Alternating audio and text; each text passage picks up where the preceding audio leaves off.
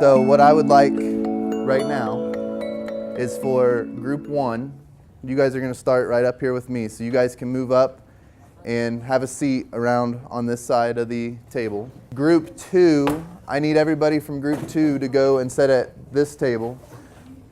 I need group 3 to start with Mr. Browning, and then group 4, you're going to start back in the back. Okay? Everybody know what they're doing? So the stations were set up. We were covering adding integers. You were using manipulatives. I was using the number line. We had 2 other groups of students working independently on review. How did you feel the lesson went? I think it went pretty well with my 2 groups, because my 2 groups used manipulatives so they could have a visual. Since those students that was in those groups are more hands-on and visual, and I wanted to use those chips so that that would be as a support at the beginning, and so that they could pull away from the support. And at the end of the lesson, my goal was for them to start putting together the rules. It worked great with Jacob. Jacob at first was relying real heavily on counting my chips. So if I had 7 positives and plus 2 negatives, he was doing 7 reds and 2 yellows and then canceling them out. So and getting the answer. Whereas toward the end of the lesson, he was making the connection that if I had -9 plus -2, it was going to be -11, because it was all negative yellow. Yellows, I said, was negative numbers. So he was making that connection to end, so he was able to pull away from that support.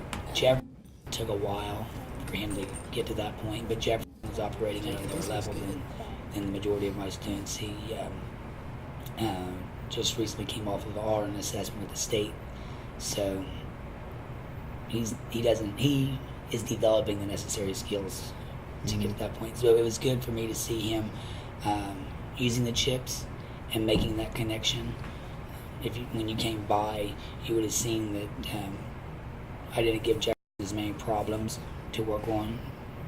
I gave him 3 because I knew it would be slower for Jefferson to work. But my other 4 students that I had in that group were able to pick up and run with it, and they caught on pretty quick. And like you said, it was a review from earlier in the year, but at that point, my students weren't following the rules correctly and all that, so it just gave them another way to work those types of problems out. So, and when we worked with the number line, I know I discussed this with you, that I had some of the higher students in the class, and what we did was, my goal was to just give them another way to kind of visualize adding integers. So we did that on the number line, and we got to the last group and they were kind of not wanting to use the number line. They just wanted to use the rules, and I think that's fine to do. I mean, giving them multiple ways to do the problems. Right, that's the way it works. For me, differently, I would have spent more time grouping the students. I mean, we had them grouped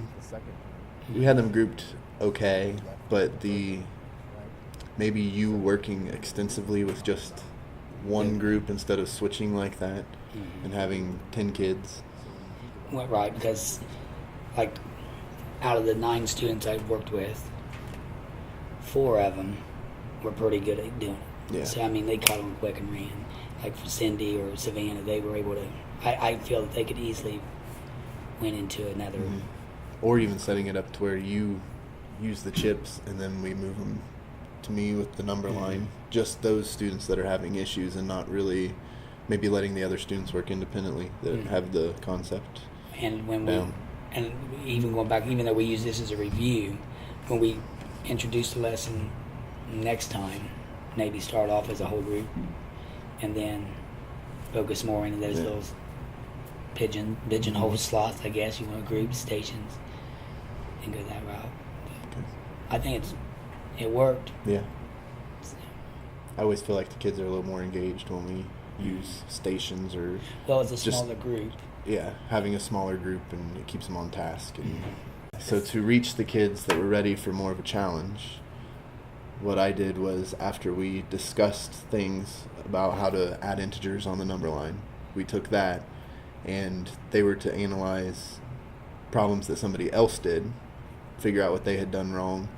We used more real-to-life situations, like we used money, we used temperature problems, things like that, instead of just adding numbers on the number line. That's what I had. 2 questions at the bottom. I didn't think my students would be able to get to, but Cindy was able to. Cindy was able to get those, and Cindy was one that caught on and moved quick.